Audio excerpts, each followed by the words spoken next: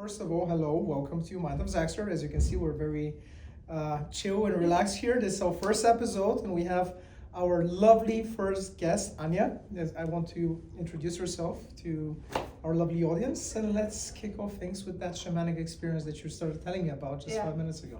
Okay, let's do it. Hey there, I'm Anja Oster, originally from Germany, but living in Sofia by choice because I just fell in love with the city 4 years ago. I'm a serial entrepreneur as well, owning companies since about 15 years. My roots are actually personal in the east of Germany, so that's maybe why I have a connection to Sofia and the Eastern system. And I graduated from school, studied economics, had my first people responsibility and million responsibility when I was about 22. Started my first own business when I was about 24. Became very early a mother. All right. Yeah, my boy is 20. Nice. It's not a boy anymore, but he's of course my baby. 2 meter and 4, young man, 20 years old. So I had a little break there, and then with about 29, I accidentally came to sales on the island of Tenerife. Nice. So we moved there as a family, and then I'm a networker somehow, and I was invited to a company. Said, okay, let's do it. My son was in kindergarten and he was happy, and so I said, okay, let's do some work. Nice. And then I was introduced to professional sales 3 days, and then after that they put me on the phone, and I've recognized that I had somehow a fear of death picking up that phone, although the customers just wanted to buy. So it was not that hard business, but I've recognized, oh my gosh, I have somehow a challenge there, or let's say even a problem. And then all my researches start about selling, about procrastination, about how to get people, how to communicate. So it was I had a fast track there. And after 8 weeks, actually, I got my first team, became a sales, how to say that, like a little CSO role, and had a very striving sales career. Can we say that like that? Yes, of course. Yeah, when I was about 32, I was responsible for 32 million of turnover. Nice. Went back to Germany, got my real first chief sales officer position, and what you mentioned, my shamanic inspired experience, I was really interested in personal development. So I got that really fast, that having a sales role actually is I think the most deepest and most challenging form of personal development in business, because you have to read people, you have to communicate very well. So in the past we said you have to treat people like you would like to be treated, but now it's you have to treat people like they want to be treated. So I'd learned to read people, and I definitely did not want to manipulate people. I really like to bring them into their potential. I really want to be how to say that. Really want to add some services and some value to their lives and things like that. So and I said, so I was different my whole life. Let's go a different path. So maybe let's not take Tony Robbins at your first seminar. So I accidentally came to a shamanic inspired apprenticeship for a period of over 4 years. And I've learned a lot about old healing traditions, about how our ancestors went with nature, went with the duration or the period of a whole year, what we used to know in the past, so our great-grandparents and other people who went before us. And so that was my entry to personal development, actually, and I think my entry to my expertise right now about speed of implementation, about just go with the flow, just doing things, not thinking too much, but really be aware in your daily life to enjoy life before death, actually. Amen. Yeah. I like that. Thank you. I like that very much. We know the topic for I think today's episode, which is a mixture of spirituality and sales. Mm-hmm. And sales being the fast track, or not, I wouldn't say the fast track so much to success, but when you go through hell, keep on going. That's if I have to sum it up. But you pointed out something, the cold calling bit. Yeah. A lot of people dread cold calling with a passion, right? I wouldn't say I was one of them, but I did have a fear of, picking up the phone, which got annihilated when I had my first recruitment role. This is how I started actually in Corp back in 2016. I had a paralegal job lined up at Freshfields, there was a hire freeze, and then I had a IT recruiter with German, and I got that one because they gave me the offer, and I need the money, so I kind of landed in recruitment. But I don't regret it one bit because the level of training that I got there was very, very sturdy. I mean, not to sugarcoat it, it was a white collar sweatshop factory, basically. So you're all dressed up, pick up the phone, stand up to project your voice. Although all these things, although they sound cheesy, they actually work. But you never meet the client in person, especially when you're a junior, right? Yeah. So, and like yourself, I don't like the dodgy tactics. Like I don't like to, I want to say manipulate people, because there's such a thing as positive manipulation where you're leading people towards something which is of their benefit, but they're not in their headspace where they can realize it's for their benefit until they get there. Yes. Right? So I do have been in a position where I do manipulate, but in a positive way, meaning it's for the benefit of the person. I'll never sell or offer a service to someone knowing that it will harm them in any way, which can make it very difficult when you have a shitty product, meaning you should, and this is for all salespeople or aspiring salespeople out there, you need to be very careful when you're choosing the product that you're selling. You need to understand the product and industry. You need to like and support it. Like you should ask yourself a question: if you're the client, would I purchase this product? If the answer is no, run away. Don't start work. Even if the money is good, commission. If it's too good to be true, it usually is, right? Because there's a reason they want to pay you big bucks, because they can't sell it themselves. If they can sell it themselves, then you get an average base salary and you get some cap on the commission. Usually this is how it works. Good product, cap. Shitty product, huge OT on target earning, for those of you that are new to the sales bit. But I have a question for you. What made you overcome this? Was it the shamanic experience, something else, a combination of factors? Thank you. Great question. So first of all, I just recognized that I was really a little piece of shit, and and I really was fearful. Wait, so sort of a piece of shit in what sense? Like being arrogant or not being confident? Because so definitely not being confident, and I wasn't. I never had such an experience before. So my background in the GDR and in my childhood is that I was professional septathlete. Okay. So I did professional sports. My whole life was about training, discipline, and winning. So I've never had a problem there. Okay. And so I was faced for the first time. And I was not fear. I had no fear, for example, about the pregnancy, about the birth, about marriage, about moving to another country. Yeah.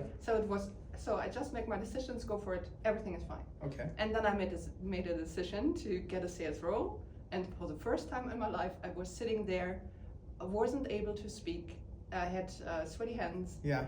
My pulse raised, and I said, "That's pretty interesting." So, and my normal reaction to everything was discipline, hard work, and high performance. Yeah. But it did not work in that way. So it was very, very challenging. So, for example, for the first time in my life ever, I got back problems, because I couldn't cover it just with discipline and with power and with hard work. So I realized there, so there must be another way. And my second reaction to challenges is I need knowledge. So, and then I've read my first sales book. It was called Turnover Machine by a very famous German author and sales trainer. And the second book was... do you remember his name? Yeah, of course, Andreas Buhr. Okay. And the second book was by Martin Lembeck, Okay. one of the other former Yeah. great German sales teachers. It was actually 2 books. It was The New Hard Selling, Okay. and the second one of him was He Already Did Not Buy. Uh-huh. Yeah. I like the title. That's Yeah. that sells. That's catchy. Yeah. And with the books, I've learned a lot about being a turnover machine, and learned about different sales techniques. For example, hard selling, love selling, emotional selling, whatever. And then my problem did not go away by just having knowledge and by just being better. So It's persevering. yes. Because it's more deep routed this Yes, issue. So as I know already from my childhood and youth that I'm a bit different, so I have medial access. I'm very connected to the universe or to God or whatever is your word for that. And for somehow I'm very spiritual. I do not need a church, but I'm living like a very value-oriented Christian person, I would say. And praying did not help, I must say. At that time, I said, shit. So where's the solution there? Oh, you're praying, and the answer is given to you. Here, more of this. You need to learn. You need to learn. And then actually, I had an impulse to even got deeper into my family tree and my family history. And then I found out that 2 days before World War II ended, the father of my father, I must say the father of my father who raised me, so I have an adoption background, got by phone a death order to kill family members. Yes. And with the whole topic, my roots of my businesses were born to connect somehow a holistic view of everything, not only the person I see in front of me, but the ancient background, the health, the spiritual, the mind, the connection to evil or to the positive, I always say Yoda or Darth Vader energy. And then I learned a lot about, not only about my family history, but really to find solutions and to heal it. So actually my grandfather killed his father-in-law and his brother-in-law. Yes, and I felt his guilt, the shame, the fear of my grandmother. It was all in my cells. And so although now we are totally changing to that spiritual field, that was my key to a very, very, very successful sales career, and to getting rid of that fear. And to get the impulses, just to do things, just to call the client, to ask for more, to grow exponentially with only one question I add to every single of my sales call until today. And to my programs today. So my mission in life is to inspire 30 million people to have a great life before death. And all my signature programs, we double turnover within under 100 days. And so my personal story and my fear was the root of that whole story. So if you have to summarize it in 1 or 2 sentences, how would you do that? Realizing this issue from your past, it unlocked a power within which allowed you to overcome your fear of selling or failure. Would you say that?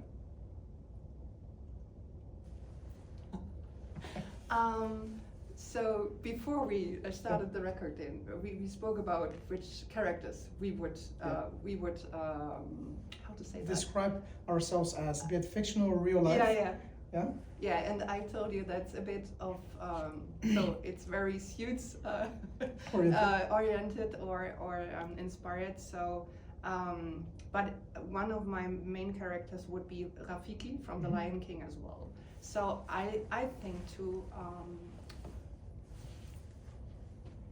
So there's no limitation in every single lifetime. You definitely can aim for whatever you want, and there's a solution to every problem. But the solution is, most of the cases, I would say 95% psycho-emotional, and it's not from that lifetime. So we have to have a holistic view to the problems which we are facing right now. For example, I have so many clients, they have 20 years of amazing careers, and then to one point, really somehow in a second, everything is changing, and they pretend that they have a burnout, or they pretend that they have depression and things like that. And often it's not the problem of the actual person. It's in the family history, it's in the work field, it's in the collective field. So there are so many things surrounding us and energies surrounding us, which are affecting actually our success, our health, our mindset, whatever. And I think that first of all, we really need to be aware that we have a problem somehow and have to address it. But I think there's definitely a drug for every single thing, and it's not a drug that we need chemistry. It's more about mindset, it's about coaching, it's about communication, it's about, of course, knowledge as well, but we have energetical solutions for a lot of energetical problems. I agree, and not only do I agree, but I think in another episode you should meet with my mother, because she recently, last 2 years, she qualified. Her background is in finance, over 20 plus years. Then she studied and got a master's in psychology. After she did the psychology degree, in the last 2-3 years, she graduated finally now as a family, how should I call it? Well, like family tree therapist, root therapist, like exactly what you described, where you go down the ancestry, see when the different ancestors lived, were born, died, what they died from, how their life went by, what were the highlights of their life. And based on that, you see patterns which stay down the family tree and then end up in your genes and cells, as you mentioned. And at some point, when you get to the triggering age, where this same event occurred in a previous generation, it occurs through you again, and you're there to solve that issue and untangle it so that you can release energy from the family tree, family root, which will allow you and the descendants of yours to proceed further. Yes. Yeah, definitely. but her class, the whole concept there is focused on using the Bulgarian traditions, which we have passed down through generation, in order, like rituals, in order how to heal those traumas. But first we need to identify them, meaning in the first session you have like 4 hours where you talk about the whole family tree and try to gather, at least it's best to have at least 4 generations back, minimum, right? If not, they need to go and do their homework. The potential, they don't call them clients, I don't know the English word for it, duverinik. If I have to translate it in English, it will be somebody that entrusts you with information. I will find the exact word in English, but yeah, that's what they do. And you're there to listen, map out. What they do is they map out the family tree and those 4 generations at least. And they start then looking at patterns. Okay, this person, this great-grandma, grand-grandpa were born at this day, died at this day. The dates are very important as well. There's a bit of numerology in there as well. They look at the reasons for death. They look at the highlights from the life, what happened, what were the best, worst moments, like any trauma that happened. And you know how families are, they try to shrug the bad underneath the carpet, as they say. But it's very important, this is why history is important, so that we don't repeat it, to know the good and the bad, so that you can heal from the trauma, you can release it. And when you release it, this is potential energy that comes back to you, and you can use it for new, more productive ventures, right? That's what you're trying to do as well, and doing with your practice. Yes, I have a shortcut to that. So congratulations to your mother, and it's really amazing, especially as I think there are so many your colleagues. That's what I'm saying. Yes, and I think one reason why I really like Bulgaria and like Sofia as well, as the traditions here are more obvious or still more active and living than in other parts of Europe. But actually, why clients consult me and why we get so fast results is that I'm using the birth dates as well, and we have 2 differences in the birth dates where I directly can point where the main problem is. Nice. So in German we say Anfangsdrama, so the beginning drama. Okay. There are 2 psychological definitions of that as well. So it's a psychological ground wound, or the Vertreibung aus dem Paradies. when you get fall from heaven. fall from heaven Yeah. or fall from paradise. Yeah. And in my own The downfall. yeah, and my own numerological method, we can in about 3 minutes we can say there's a problem. Nice. So, and then I have a lot of trauma sensible coaching methods, and the best explored trauma methods in the whole world, which is used by US military as well. So, and we can get of them rid of them very, very fast, so that of course the experiences stay with the clients, but not the emotions to it, and not the trigger, not the trigger points, so they can really have a free life then. That's amazing. Yeah. People, if you want to heal yourselves and start making sales and making bank, you need to meet and consult yourself with Anna. Anja, thank you so much for joining me today. There will be another session, right? We want to keep it short and sweet. And thank you very much Thank for you. joining me.